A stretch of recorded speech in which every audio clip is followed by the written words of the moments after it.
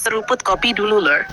Kali ini kita bahas data panas dari Stockholm International Peace Research Institute yang ngebuka peta kekuatan militer dunia tahun 2025 dan posisi Indonesia ternyata ada di peringkat 26 dunia. Angkanya, sekitar 15 miliar dolar Amerika Serikat.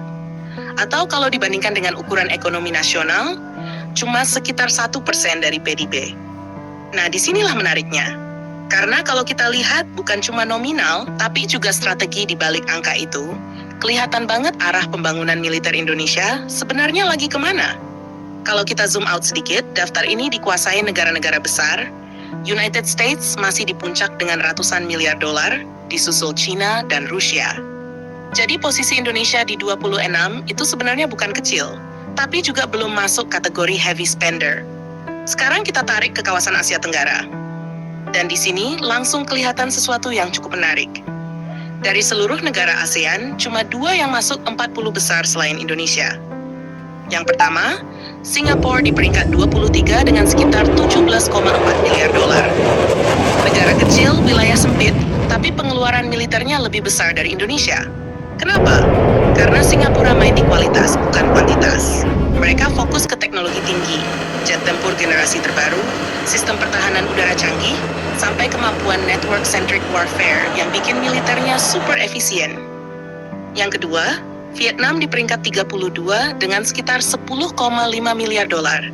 Vietnam ini menarik karena punya pendekatan yang beda. Mereka fokus ke deterrence regional, terutama di Laut Cina Selatan.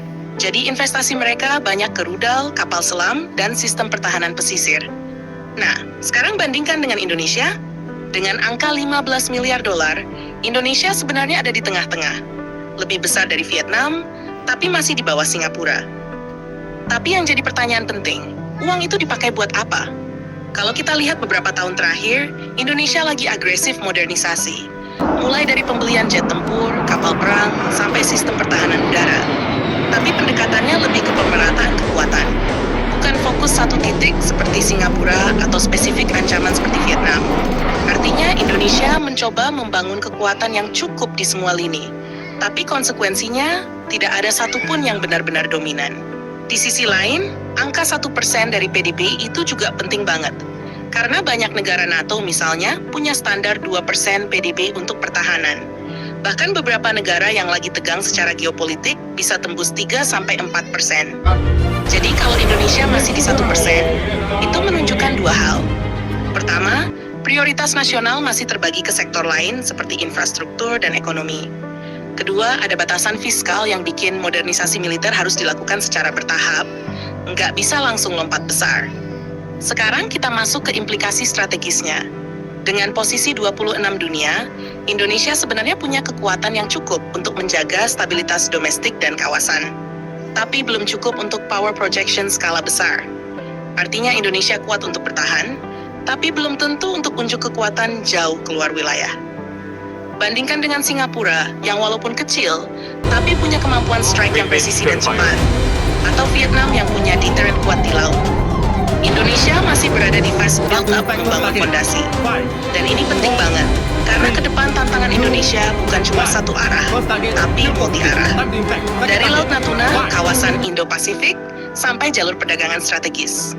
Makanya pengeluaran 15 miliar dolar itu sebenarnya bukan angka kecil, tapi juga belum cukup kalau mau naik kelas jadi kekuatan militer utama di kawasan.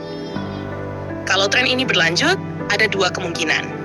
Kalau anggaran naik secara konsisten, Indonesia bisa mulai mendekati top 20 dunia dalam beberapa tahun ke depan. Tapi kalau stagnan di sekitar 1% PDB, maka posisi Indonesia kemungkinan akan tetap di kisaran ini, sementara negara lain terus melaju. Jadi kesimpulannya, Lur, data SIPRI ini bukan cuma soal ranking, tapi gambaran besar tentang arah kekuatan militer Indonesia. Indonesia sudah masuk peta, tapi belum jadi pemain utama. Dan di ASEAN sendiri, persaingan itu bukan soal siapa paling besar, tapi siapa paling efektif menggunakan anggaran. Sekarang pertanyaannya buat kalian. Menurut kalian, Indonesia harus naikkan anggaran pertahanan atau tetap fokus ke strategi efisiensi?